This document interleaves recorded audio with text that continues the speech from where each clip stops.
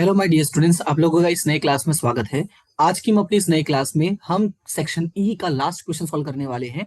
और वो क्वेश्चन है सुलय, सुरेन और सुपथ। बेसिकली जो आपका ये क्वेश्चन नंबर 33 है, ये आपका चैप्टर नंबर 6 से था, यानी कि निवृत्त से। ठीक है, सॉरी, निवृत्ति से, ये निवृत्त से। ठीक है। अब उसमें सिचुएशन कैसा था, ये क्वेश्चन में, इस क्वेश्चन में छोटा सा मिस्टेक था। प्लस साथ ही साथ मिस्टेक कैसे है वो मैं भी आपको समझा दूंगा कि मुझे कैसे पता चला कि ये मिस्टेक था। राइट, क्योंकि देखो कैसा होता है ना कि अगर कोई सवाल को चेंज करवा रहा है, तो पहले तो उसको पता चलना चाहिए ना भाई सवाल क्यों उसने चेंज करवाया। ताकि ऐसा ना हो कि उसमें मेरा आंसर नहीं है इसलिए मैंने सवाल ही चेंज कर दिया। ऐसा कई बार होता है, यहाँ तक कि हम लोग स्कूल में भी जब पढ़ते थे, मैं अपनी ही बात करूं, जब मैं स्कूल में पढ़ता था ना, कई बार ऐसा होता कि कोई आंसर मैच नहीं किया तो मैं सवाल ही चेंज कर देता था। लेकिन ऐसा नहीं है, यहाँ पे मैं आपको लॉजिकली समझाऊंगा कि भाई क्यों सवाल में क्या मिस्टेक था। ये पहला पॉइंट। दूसरा, इस सवाल को सॉल्व करने में काफी स्टूडेंट्स को दिक्कत आई थी, तो वो जो सॉल्यूशन है, वो जो मैं प्रोवाइड करूंगा उसको थोड़ा ध्यान से सुनना और सारी चीजों पे बारीकी से ध्यान देना, नोट्स जो है वो अच्छे से लिख लेना, सवाल को सॉल्व करना एक बार खुद से, ताकि आपको आइडिया लगे कि हाँ, हमारी जो मिस्टेक हुई थी उस मिस्टेक को कैसे टैकल करना है और क्या गलती हुई थी उसको फ्यूचर में ध्यान रखोगे। ठीक है, ताकि फ्यूचर में भी ऐसी कोई गलती ना। मैं आपको पहले ही बता दूं कि बोर्ड एग्जाम का जो पेपर आता है, अगर आप बोर्ड का एग्जाम का पेपर भी देखोगे, जैसे मेरे पास जो पेपर है उसमें से 2019 का पेपर है जिसमें टाइपिंग मिस्टेक था, 2019 और 20 वाले में। तो मैं आपको समझा देता हूं कि जो आपका बोर्ड एग्जाम का पेपर आता है, बेसिकली वो बनता है गुजराती मीडियम में और इंग्लिश मीडियम में। बाद में उन्हीं पेपर को ट्रांसलेट किया जाता है हिंदी मीडियम में। 99% केसेस ऐसे ही होता है कि गुजराती वाले पेपर को हिंदी मीडियम में ट्रांसफर किया जाता है। और इसी वजह से कई बार ऐसा होता है कि कुछ चीजों का जो है वो टाइपिंग एरर हो जाता है। तो आप क्या करोगे, सवाल को सबसे पहले बढ़िया से देखो। और वो कैसे पता चल, सर उसमें टाइम वेस्ट होगा, तो उसमें टाइम वेस्ट नहीं होगा। उसमें आपको क्या करना है, आपकी स्पीड बढ़ानी है। देखो, हम दूसरे के सहारे नहीं जी सकते, तो बेटर है हम अपने आप को इंप्रूव करेंगे। तो हमें क्या करना होगा, अपनी स्पीड बढ़ानी होगी। अब सवाल है, सर अपनी स्पीड कैसे बढ़ाएंगे? तो सवाल को एक नजरिए से देखने की ताकत बढ़ाओ। ठीक है, जैसे अभी ये क्वेश्चन हम उसको सॉल्यूशन शुरू करते हैं। ठीक है, तो आपको आइडिया लग जाएगा कि मैं कैसे और क्या चीजों को आपको समझा रहा हूं और कैसे आपको उसको हैंडल करना है। जैसे ये वाला सवाल है, ठीक है, सवाल में अगर देखो तो यहाँ पे पूंजी खाता भी दिया है, यहाँ पे चालू खाता भी दिया है। तो जैसे सवाल में देखा चालू खाता दिया, मतलब एक बात कंफर्म हो गया कि हमें चालू खाता को लेकर चलना है माइंड में। राइट, यानी हमारा जो मेन खाता बनेगा वो कौन सा बनेगा, चालू खाता बनेगा। फिर उसके बाद आगे चलते हो तो ये आपका पूरा समायोजन है। समायोजन का देख लो, स्थिर संपत्ति में रखना है, स्टॉक का कीमत है, लेनदारों में से कम करना, चुकाना, बाकी खर्च है, बैंक में बटाई या वो कटाई जो होता है ना, भुनाई होगा, जो भी वर्ड यूज करना चाहो। हुंडी वाला पॉइंट आ गया, पेड़ी का ख्याति का मूल्यांकन आ गया, सुले और सुरेन का नया प्रमाण। और नीचे लिखा है कि असर दर्शाने के लिए आवश्यक खाता तैयार करो। कोई फोर्स नहीं किया कि कौन सा खाता, बस बोला आवश्यक खाता। साथ में बोला है सुपथ की निवृत्ति के बाद की पक्की तलपट भी तैयार करनी है। तो ये हो गया आपका, फटाफट स्पीड में, मुश्किल से 1 मिनट लगेगा। अब मिस्टेक क्या है वो मैं बता देता हूं। अब ये मुझे कैसे पता चला कि ये मिस्टेक है? बहुत सारे टीचर्स नहीं इसको पकड़ पाए थे, या यूं कहो कि जल्दबाजी में उन्होंने ध्यान नहीं दिया था। मैं ये जब पेपर सॉल्व करा तब मुझे पता चला था, मुझे भी उस समय नहीं पता चला जब ये पेपर मेरे हाथ में आता। जब मैं खुद से सॉल्व करना शुरू किया तो मुझे देखकर अंदाजा, मतलब जब सॉल्यूशन शुरू करना शुरू किया ना, तो बंटवारा करते करते टाइम मन में सवाल आया कि ऐसा तो पॉसिबल नहीं होता है नॉर्मली। इसलिए मैंने जब टोटल किया तो मुझे पता चल गया। अब मिस्टेक क्या था वो सुनो। सबसे पहले इस साइड का टोटल अगर आप करते हो तो इस साइड का जो टोटल है वो आएगा 2,13,000 रुपए, जो सही है। लेकिन इस साइड का जो टोटल करोगे तो वो आएगा 2,12,000 रुपए। कितना आएगा? 2,12,000 रुपए। कैसे देखो, 8 6 14, 14 8 22, तो 22 यानी यहाँ पे 2 हो जाएगा, राइट। लेकिन यहाँ पे कितना दिया हुआ है? 3 दिया हुआ है। इसका मतलब ये हुआ कि कहीं ना कहीं किसी न किसी अब रकम में कुछ गायब है। तो यहाँ पे मैंने क्या किया है, इसको 9,000 मान लिया। कितना मान लिया? 9,000। उसका रीजन है 9,000 मानने का।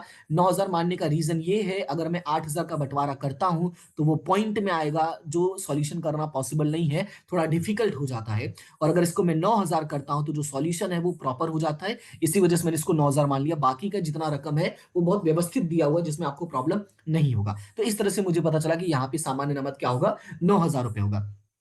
क्लियर है इतना? तो ये हमारा फर्स्ट पॉइंट था जो आपको समझना था। अब उसके बाद सवाल शुरू करते हैं। सवाल में लिखा 1 4 22 के दिन सुपथ निवृत्त होता है। तो सबसे पहले क्या करना है कि स्पीड में फटाफट सारे खाता बना लोगे। ठीक है, क्या करोगे, सबसे पहले सारे खाते बना लोगे। तो सारे खाते का जो मैंने, जैसा मैंने कहा, मैं सॉल्यूशन ऑलरेडी कर चुका हूं। तो यहाँ पे मैं आपको दिखा देता हूं।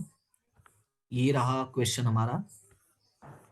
ये मैं ऊपर काफी आ गया था, मैं खुद चेक कर रहा था एक बार, कहाँ गया, ये रहा। देखो, सबसे पहले पुनः मूल्यांकन खाता बनाना है। राइट, क्वेश्चन नंबर 33 है ये आपका। सबसे पहले क्या बनाओगे, पुनः मूल्यांकन खाता, पहला पॉइंट। दूसरा पॉइंट आपका होगा चालू खाता। देखो यहाँ पे भी मैंने देखो यहाँ पे व्हाइटनर नहीं यूज किया, मैंने कुछ नहीं किया, सिर्फ ये दर्शाने के लिए कि गलती होना नॉर्मल है। याद रखना है, गलती को इस तरह से हाइप नहीं करना है कि बहुत बड़ा पाप कर दिया। अगर आप सवाल सॉल्व करते हो तो छोटा मोटा गलती होना बहुत नॉर्मल है। तो इसीलिए मैंने यहाँ पे इसको रहने दिया, सिखाने के लिए कि भाई जरूरी होता है, ताकि आपको प्रैक्टिस से पता चले। अब जैसे मैंने धड़ाधड़ सब खाता बना दिया, फिर जब सवाल में ध्यान दिया तो मैंने ध्यान दिया कि भाई चालू खाता है इसमें, यानी पूरा फोकस किस पे रखना, चालू खाता में। तो याद रखना है ये गलती आपको नहीं करनी है, और कैसे समझना है वो भी मैं एक्सप्लेन कर दिया हूं। क्लियर है ये बात? तो उम्मीद करता हूं कि ये बात आपको आप समझोगे और इसको पॉजिटिव वे में आगे लेके चलना है। तो सबसे पहले चालू खाता बना दिया मैंने, यहाँ पे रोकड़ खाता भी बना दिया था कि मुझे लगा शायद रोकड़ खाता आ जाए, क्योंकि मैं सवाल एक बार रीड किया, लेकिन कई बार होता है रीड करने पे भी अंदाजा नहीं लगता, तो मैंने सेफ साइड होकर बना दिया, लेकिन कोई एंट्री आई नहीं है। तो जब कोई एंट्री नहीं आया तो आप क्या करना, पेंसिल से ऐसे क्रॉस कर देना, ठीक है? तो सामने वाला समझ जाएगा इसमें कोई एंट्री आया नहीं है। पेंसिल से करना, पेन से मत करना, वो गंदा दिखता है। उसके बाद यहाँ पे आपका आ गया आर्थिक चटानी पक्की तलपट, तो ये आपका काम हो गया। अब उसके बाद चलते हैं, अब सवाल सॉल्व करते हैं और एंट्री समझने की कोशिश करते हैं। सबसे पहला है कि स्थिर संपत्तियां 20% अधिक कीमत से बही में दर्शानी है। 20% अधिक कीमत से दर्शानी है, तो अपने पास कितने का है सबसे पहले वो देख लो। यहाँ पे पॉइंट में बोला स्थिर संपत्तियां, याद रखना क्या बोला है, स्थिर संपत्तियां। तो स्थिर संपत्तियों में क्या क्या आएगा तो वो यहां से देख के पता चलेगा। मैं आप लोगों को एक बात बता दूं कि जो हमारा ख्याति होता है ना, ये भी स्थिर संपत्ति में आता है, लेकिन यहां पर हम ख्याति को क्या कर देते हैं, अपलिखित कर देते हैं। ये बात आपको इस चैप्टर के कंसेप्ट में सिखाया गया होगा, नहीं सिखाया गया तो मैं बता देता हूं कि हमारे पास जो भी ऐसी संपत्तियां होती हैं, जो जिनको हम क्या करते हैं कि पैसे दे के नहीं खरीद, अरे सॉरी, जिनको हम बेच नहीं सकते हैं, डायरेक्टली हम बेच नहीं सकते हैं, ऐसे सारी संपत्तियों को हम खत्म कर देते हैं। जैसे ख्याति हो गया, विज्ञापन अभियान खर्च हो गया, इसमें हालांकि दिया नहीं है, लेकिन इसके पहले वाले सवाल में विज्ञापन अभियान खर्च भी दिया हुआ था, मैं आपको दिखा देता हूं। प्रवेश वाले क्वेश्चन में कहा गया, ये रहा विज्ञापन अभियान खर्च। तो ऐसी संपत्तियों को हम क्या कर देते हैं, खत्म कर देते हैं, राइट? तो ऐसी संपत्ति को जब हम खत्म कर देते तो उनका पुनः मूल्यांकन नहीं होता है। पुनः मूल्यांकन सिर्फ उन संपत्तियों का आता है जिनकी कीमत हमें मिल सकती हो, राइट? तो ये बात आपको याद रखना है, छोटा सा पॉइंट है, लेकिन क्या है, बेसिक चीजें आपको काम आएगी फ्यूचर में, राइट? तो यहाँ पे याद रखना, ख्याति को हमें इग्नोर करना है। तो बचा कौन सी स्थिर संपत्ति में, एक मकान और एक यंत्र, ठीक है? मकान और यंत्र में क्या बोला, 20% अधिक कीमत से बही में दर्शाना है। तो 20% का मतलब 75,000 का 20% हो जाएगा आपका 15,000, और 15,000 का 20% हो जाएगा आपका 3,000 रुपए। तो कैलकुलेशन करोगे, अधिक कीमत से दर्शाना है मतलब फायदा, और फायदा का मतलब पुनः मूल्यांकन के जमा में। तो सबसे पहली जो एंट्री आएगी आपका हो जाएगा पुनः मूल्यांकन के जमा में। तो यहाँ पे देखो, मकान खाता पुनः मूल्यांकन के जमा में, ये हो गया। उसके बाद है अगला यंत्र खाता, वो भी हो गया पुनः मूल्यांकन के जमा में, 15,000 से और 3,000 से। साथ ही साथ मकान और यंत्र, ये कहा जाता है हमारा संपत्ति पक्ष में। तो चलते हैं संपत्ति पक्ष में, ठीक है? कहां चलेंगे, संपत्ति पक्ष में। वहां पे लिखेंगे मकान और यंत्र। मकान कितने का था, अपने पास 75,000 का था, राइट? और उस 75,000 में 15,000 रुपए क्या हुआ है, वृद्धि हुआ है, तो ये हो गया आपका 90,000 रुपए। और ये था 15,000 रुपए, जिसमें आपका 3,000 रुपए वृद्धि हुआ है, तो ये हो गया आपका 18,000 रुपए। क्लियर है इतना? तो ये हमारा 2 पॉइंट कवर हो गया इसके अंदर। उसके बाद अगला पॉइंट है, अगला पॉइंट क्या है, स्टॉक का मूल्य 10% कम गिनना है। तो जितना भी स्टॉक है उसमें से 10% हमें क्या कर देना है, कम कर देना है। तो स्टॉक अपने पास कितने का है, तो स्टॉक अपने पास 15,000 का, राइट? तो इस 15,000 में से हमें क्या करना है, 10% माइनस कर देना है। तो 15,000 का 10% करोगे तो कितना होगा, 1,500 रुपए होगा। और माइनस करोगे यानी कम करोगे, तो कम करना मतलब हमारे लिए नुकसान। तो नुकसान हम कहाँ लिखते हैं, पुनः मूल्यांकन के उधार में। तो चलते हैं, सबसे पहले पुनः मूल्यांकन के उधार में लिख देते हैं। तो पुनः मूल्यांकन कहा गया, ऊपर है हमारा। तो पुनः मूल्यांकन के उधार में देखो, यहाँ पे स्टॉक है, स्टॉक हमने 1,500 रुपए लिख दिया। अब स्टॉक की दूसरी एंट्री कहाँ होगी, संपत्ति पक्ष में, क्योंकि स्टॉक कहां से उठाया था हमने, संपत्ति से उठाया था। याद रखना है, ये कॉपी पेस्ट करने में कोई मिस्टेक नहीं होना चाहिए। जो चीजें जहां से लिए हो उस चीज को वहीं पे दर्शाना होता है। या सुन लो, ध्यान से सुन लो, कि जो चीजें जहां से उठाए हो उस चीजों को वापस वहीं रख देना होता है। तो स्टॉक कहां से उठाया, संपत्ति से। तो चलते हैं और इसको संपत्ति में हम वापस लिख देते हैं। तो ये रहा हमारे पास स्टॉक, ये रहा हमारे पास स्टॉक। और उसमें से हमें क्या करना है, इसमें से बोला है कि 15,000 का था, 10% यानी कि 1,500 रुपए। तो वो हमें क्या कर देना है, माइनस कर देना है। तो 15,000 में से 1,500 माइनस करोगे तो आएगा ये 13,500 रुपए। क्लियर हुआ इतना? अब चलते हैं नेक्स्ट पॉइंट पे। तो नेक्स्ट पॉइंट हमारा क्या है, नेक्स्ट पॉइंट है, लेनदारों में से 2,500 लेनदारों को अब नहीं चुकाना है। तो ये हमारा 2 पॉइंट जो है वो कवर हो गया है, राइट? अभी 2 पॉइंट कवर हो गया। उसमें तीसरा है, लेनदारों में से 2,500 रुपए जो है लेनदारों को अब नहीं चुकाना पड़ेगा। तो नहीं चुकाना है तो फायदा हो गया। तो फायदा का मतलब होता है पुनः मूल्यांकन के जमा में। तो चलते हैं, पहले देख लेते हैं इसको। ये रहा हमारा लेनदार खाता, और लेनदार के यहाँ सॉरी पुनः मूल्यांकन खाता, पुनः मूल्यांकन के जमा पक्ष में लेनदार का नाम लिखिए 2500 रुपए। दूसरी बात, लेनदार कहाँ से उठाया था? दायित्व में से, तो चलते हैं दायित्व पक्ष में। राइट, जहां से उठाया था वहीं चलना है। दायित्व पक्ष में यहाँ पे लिख दिया 33,500। टोटल कितना था हमारे पास वो देख लेते हैं। टोटल था हमारे पास 36,000 रुपए। ये देखो, लेनदार टोटल कितना है हमारे पास? 36,000 रुपए है। और इस 36,000 में से, पहले मैं इसको मिटा देता हूँ, ये समझाने के लिए था। ठीक है, जो जो हो चुका बस उस पर टिक करना है ताकि आपको कोई कंफ्यूजन ना हो। अपने पास 36,000 रुपए था, उस 36 में से 3500 माइनस करना है, तो मैं यहाँ पे लिख देता हूँ 36,000, 3500 नहीं सॉरी 2500 रुपए। तो 36,000 में से 2500 रुपए माइनस करोगे तो ये आएगा 33,500 रुपए। क्लियर इतना? तो ये हमारा डन हो गया। अब उसके बाद चलते हैं नेक्स्ट पॉइंट पे। तो नेक्स्ट पॉइंट है चुकाना बाकी खर्च। राइट, क्या है? चुकाना बाकी खर्च। तो चुकाना बाकी खर्च जो है वो कितना है? 2500 रुपए है। तो ये हमारे लिए क्या है? चुकाना बाकी मतलब हमारे लिए दायित्व है, और दायित्व हमारे लिए नुकसान होता है। तो नुकसान का मतलब पुनः मूल्यांकन के उधार में। तो चलते सबसे पहले पुनः मूल्यांकन के उधार में दिखा देते हैं। तो ये रहा हमारा पुनः मूल्यांकन खाता, ये रहा उसका उधार पक्ष, चुकाना बाकी खर्च 2500 रुपए से। राइट, और मैंने क्या कहा? चुकाना बाकी हमारे लिए दायित्व होता है, जिसको कहाँ दिखा देंगे? दायित्व पक्ष में। तो चलते हैं दायित्व पक्ष में और यहाँ पे देख लेते हैं। तो ये रहा चुकाना बाकी खर्च दायित्व में 2500 रुपए। राइट, ये दोनों एंट्री भी हमारी कंप्लीट हो गई। उसके बाद अगला पॉइंट है। तो अगला पॉइंट क्या लिखा गया है? अगला पॉइंट में लिखा है कि बैंक में बटाई, ये बहुत इंपॉर्टेंट है, इसको थोड़ा ध्यान से सुनना। बैंक में बटाई यानी कि भुनाई 1500 की लेनी हुंडी पकने की तारीख 31/3/17 के दिन क्या हो गई? अस्वीकृत हो गई। देनदार के पास से कोई रकम वसूल नहीं हो सकती है। अब इसको थोड़ा सा है ना, हम बेसिक से समझते हैं, थोड़ा सा 1 मिनट ज्यादा लग जाएगा, तो थोड़ा ध्यान से सुनना। सबसे पहले जब हम बैंक में भुनवाते हैं, ध्यान से सुनना, जब हम हुंडी बैंक में भुनवाते हैं तो हम ऐसा मान लेते हैं कि पैसा हमारे पास आ जाएगा। यानी कि सिंपल भाषा में कहूं तो हम रोजनामचा बना देते हैं बैंक खाते। एक काम को तो मैं यहां नहीं लिखता हूं, मैं सॉल्यूशन में ही लिख देता हूं ताकि आपको वहां काम आ जाए।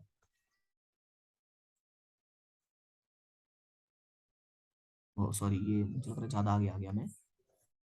हाँ, ये जो जगह है ना, इसका इस्तेमाल कर लेते हैं। सबसे पहले हम क्या लिखते हैं? बैंक खाते उधार। ध्यान से सुनना, हम क्या लिख देते हैं? बैंक खाते उधार और लेनी हुंडी खाते जमा, ये हो जाता है। राइट, तो बैंक खाते उधार किया और लेनी हुंडी खाते जमा किया, कितने से जो भी रकम होगा वो। ये हम कब करते हैं? जब हम भुनवाते हैं। ध्यान से सुना, हम कब करते हैं? जब ये भुनवाते हैं तब। यानी हम ऐसा एज्यूम करते हैं, देखो एक सिंपल सा लॉजिक है कि जब आप चेक बैंक में जमा करते हो, जैसे मान लो आपको पापा ने 5,000 का चेक दिया, बोला बेटा ये चेक जाके बैंक में देकर आ जाओ। तो जब तुम बैंक में जाके जमा कर दो तो पापा को फोन करो, पापा मैंने जमा कर दिया, तो वो एज्यूम कर लेते हैं कि पैसा तो आ ही जाएगा। राइट, याद रखना ये क्या होता है? एक एजम्पशन होता है, ये मान लेते हैं, और ये गलत भी नहीं है कि भाई पैसा आ जाएगा। लेकिन हुआ क्या? असलियत में क्या हुआ कि पकने की तारीख थी, उसी दिन ये हुंडी क्या हो गई? अस्वीकृत हो गई। मतलब जिस दिन पैसा मिलने वाला था उसी दिन ये हुंडी क्या हो गया? कैंसिल हो गया। मतलब पैसा नहीं आया। अगर पैसा नहीं आया तो ये जो बैंक खाते उधार हुआ ये हमने गलत मान लिया था, तो इसको अब क्या कर देना है? जमा कर देना है। इसको क्या कर देना है? जमा। राइट, ये लाइन छोटा हो गया थोड़ा। ये कंसेप्ट इसलिए समझा रहा हूं ताकि फ्यूचर में कभी आए तो गलती ना करो। तो ये क्या हो जाएगा? बैंक खाते जमा। तो बैंक खाते जमा होने का मतलब ये है कि जो तुमने एज्यूम किया कि हमारे खाते में पैसा आ गया होगा, अब वो एक्चुअली में आया नहीं है। तो जो तुमने प्लस किया था वो क्या कर दोगे? माइनस कर दोगे। तो ये हो गया पहला एंट्री। तो ये देखो यहाँ पे बैंक खाता है, उसमें से 5,000 में से मैंने 1,500 रुपए मैंने माइनस कर दिया है। तो ये सॉरी 5,000 नहीं है, ये 50,000 होगा, मेरी गलती है। मैं देख लेता हूँ पहले, 50 ही है ना? हाँ, क्योंकि मैंने माइनस करके वहां लिखा है तो 50 ही होगा ये। तो ये हो जाएगा 50,000 में से 1,500 रुपए माइनस किया तो कितना आएगा? 48,500 रुपए। ये पहला एंट्री हो गया। अब दूसरा एंट्री कैसे होगा वो आगे बढ़ते हैं। आगे लिखा है कि देनदार के पास से कोई रकम वसूल नहीं हो सकता है। यानी जो पैसा हमारा कैंसिल हुआ वो हम किससे वसूल करते हैं? देनदार से। नॉर्मली उसी को जाकर गला पकड़ते हैं, लेकिन वो बोल रहा है मैं पैसा अब नहीं दूंगा। यानी पैसा हमारा क्या हो गया? डूब गया। तो डूब गया मतलब वो हमारा नुकसान हो गया, और नुकसान होने का मतलब वो कहां चला जाएगा? पुनः मूल्यांकन के उधार पक्ष में। तो यहाँ पे देखो एंट्री कहां हो जाएगी? पुनः मूल्यांकन के उधार पक्ष में। तो यहाँ पे मैंने लिखा बैंक खाता ब्रैकेट में हुंडी अस्वीकृत। ये एक तुम्हें समझ में आया, क्लियर हो, इसलिए मैंने लिख दिया बैंक खाता और ब्रैकेट में हुंडी अस्वीकृत। कितने से? रकम 1,500 से। उम्मीद करता हूं कि ये पॉइंट आपको समझ में आ गया होगा।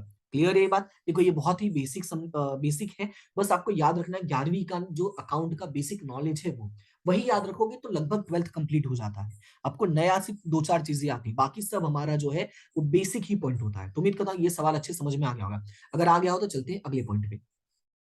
अगला पॉइंट है कि पेड़ी की ख्याति का मूल्यांकन 60,000 से किया गया है। तो 60,000 से किया गया, तो बेसिकली ये कौन सा सवाल है, निवृत्ति वाला है। तो ये बात हमें पता है कि जो निवृत्ति वाला सवाल उसमें जो छोड़ कर जाता है उसको पैसे मिलते हैं। तो छोड़ के कौन गया है वो हमें पता है, वो कौन है, सुपथ है। तो सुपथ का हिस्सा कितना पहले वो देख लो। तो सुपथ तीसरे नंबर पे और तीसरे नंबर पे 1। तो चलते हैं थोड़ा इसका सॉल्यूशन देख लेते हैं।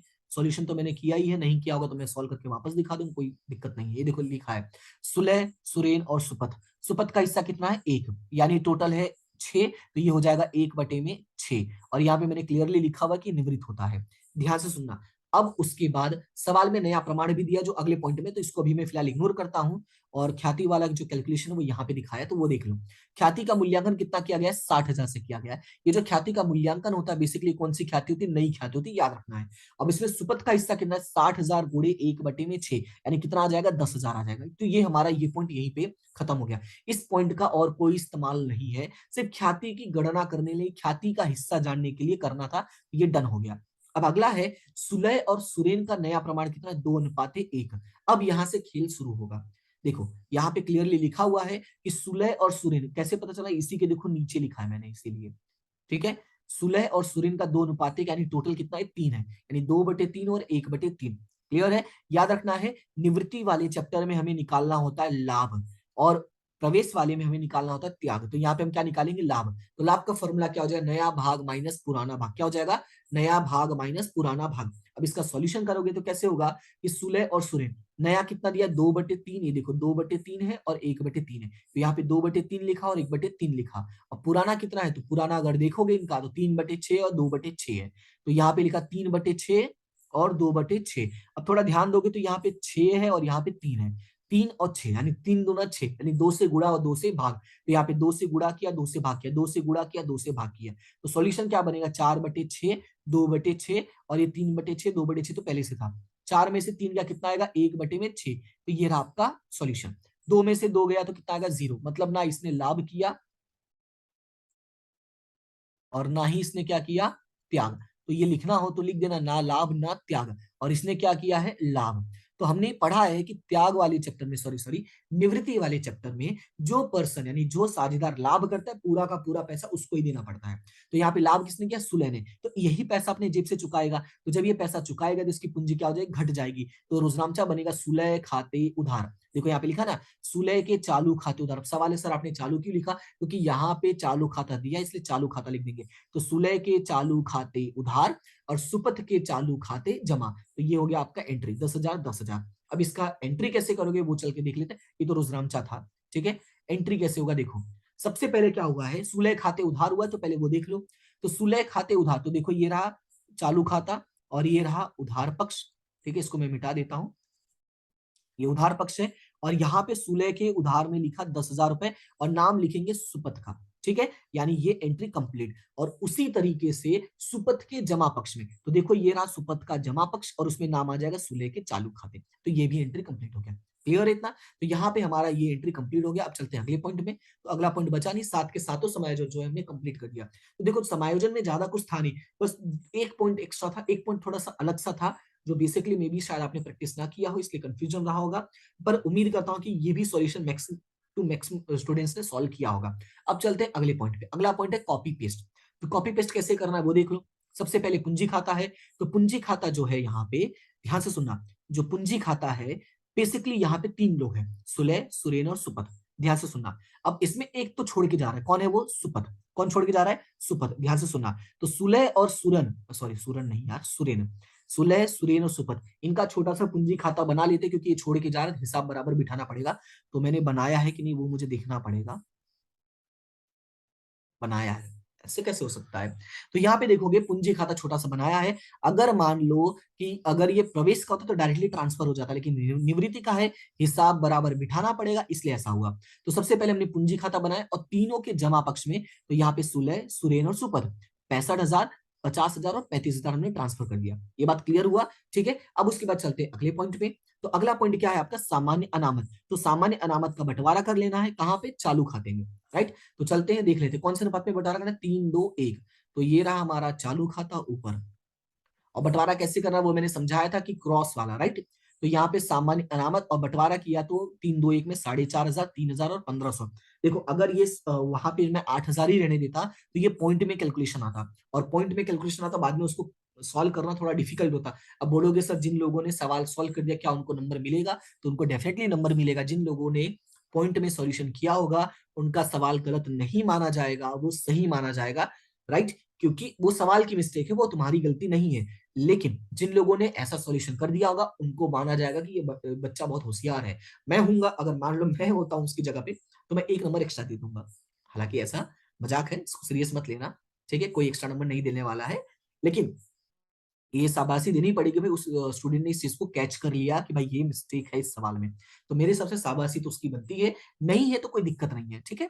तो इसमें आपका भी नंबर माना जाएगा, चिंता नहीं करना। तो ये 4,500 हो जाएगा, 3,000 हो जाएगा और 1,500 हो जाएगा, ठीक है? उसके बाद अगला पॉइंट है, अगला पॉइंट है लेनदार। तो लेनदार तो ऑलरेडी कॉपी पेस्ट हो चुका हुआ है। अब अगला है चालू खाता। अब चालू खाता में देखोगे तो सुलह और सुपथ का, ये हमारा इस साइड है, तो इधर से क्रॉस करोगे तो जमा साइड में जाएगा, किसका? सुलह और सुपथ का। तो यहाँ पे देखोगे तो सुलह और सुपथ का जमा में हुआ है, लेकिन दूसरे का जो है वो उधार में है, तो इसको अभी बाद में देखेंगे, पहले इतना खत्म करते हैं। तो यहाँ पे ये हमारा इस साइड का कंप्लीट हो गया। अब चलते हैं हमारे दूसरे साइड में। दूसरा साइड मतलब संपत्ति में। तो सबसे पहला नाम है ख्याति। ख्याति का मैंने क्या कहा था? बंटवारा करना है, कौन से? वही पुराने प्रमाण में, इस साइड उल्टा यानी उधार पक्ष में। तो यहाँ पे देखोगे तो बंटवारा किया है ख्याति खाता, 15,000, 10,000 और 5,000, 3 2 और 1। उसके बाद अगला पॉइंट क्या है? मकान तो ऑलरेडी हो चुका है, यंत्र ऑलरेडी हो चुका है, स्टॉक ऑलरेडी हो चुका है। कैसे पता चला? ये ऑलरेडी समायोजन में आया था और मैंने यहाँ पे टिक भी किया हुआ, इससे पता चल जाएगा कि हो चुका है। देखो किसी को स्किप मत करना, स्किप मत करना, भले तुम्हें आता है लेकिन ध्यान से देखते जाना कि भाई कोई छूटा तो नहीं। जैसे कि यहाँ पे अगर मैं आता हूं तो देखता हूं मैंने ये 3 चीजें कर दिया है, तो मतलब हो चुका है, तो स्किप नहीं करना जिससे गलती ना हो। उसके बाद अगला देनदार। देनदार बाकी, तो चलो इसको कॉपी पेस्ट कर देते हैं। कितना है? 25,000 रुपए। तो ये राजेंद्र 25,000 रुपए कॉपी पेस्ट हो गया। उसके बाद अगला पॉइंट है, अगला पॉइंट क्या है? चालू खाता। तो यार आना चालू खाता आया ना, अब इसको चलते हैं लिख देते हैं। तो चालू खाता कहाँ लिखेंगे? चालू खाते के उधार पक्ष में। तो ये रहा सुरेन का नाम और रकम 3,000 रुपए, ठीक है? उसके बाद अगला पॉइंट क्या है? अगला पॉइंट है रोकड़ और बैंक। तो ये तो ऑलरेडी हो चुका है, जो यहाँ पे देखो मैंने ऑलरेडी टिक टाक किया है, मतलब ये हो चुका है। हम सवाल जब तुरंत ही सॉल्व करते हैं तो कुछ चीजें दिमाग में सेट हो जाती है, इसलिए ये वाला तरीका इस्तेमाल करोगे तो डबल चेक होगा, गलतियां नहीं होंगी। तो ये हमारा सवाल क्या हो गया? कंप्लीट हो गया, राइट? अब इसके बाद मैंने क्या बताया था? खाता एक एक करके बंद करते हैं। सबसे पहले कौन सा खाता बंद करोगे? पुनः मूल्यांकन खाता, राइट? तो पुनः मूल्यांकन खाता बंद करोगे तो सबसे पहले यहाँ का टोटल करना है और इसमें से माइनस करना है। तो यहाँ पे टोटल मैंने नहीं किया था, ये मेरी गलती हो गई थी, तो कोई दिक्कत नहीं, मैं इसको आपको बता देता हूँ। 15 3 18,000, 18 19 20, 20,500 रुपए हुआ। कितना होगा ये? 20,500 रुपए। और इसमें से देखोगे तो टोटल कम आ रहा है, तो यानी मैं यहाँ पे लिख देता हूँ 20,500 रुपए ही होगा। अब उसमें से ये तीनों माइनस कर दो, 15 15 3,000, 3 2 5, 5,500। तो 20,500 में से 5,500 माइनस करोगे तो कितना आएगा? 15,000। तो ये देखो सॉल्यूशन मैंने कर दिया था, पर टोटल नहीं लिखा था। याद रखना है कि अगर आप टोटल नहीं लिखते हो, ध्यान से सुनना, टोटल नहीं लिखते हो तो कभी कभार ऐसा होता है कि एग्जामिनर जो है वो नंबर कट कर लेता है। हालांकि जो अच्छे चेकर होते हैं वो ऐसा नहीं करते हैं, फिर भी हम मान के चलते हैं कि ऐसा हो जाता है, इसलिए इस पे गलती नहीं करना है, ठीक है? अब उसके बाद इसका बंटवारा करना है तीनों के बीच में, तो 7,500, 5,000 और 2,500 रुपए। कौन से अनुपात में हमने किया है? 3 2 और 1। लिखना चाहो तो ब्रैकेट में लिख के दर्शा देना।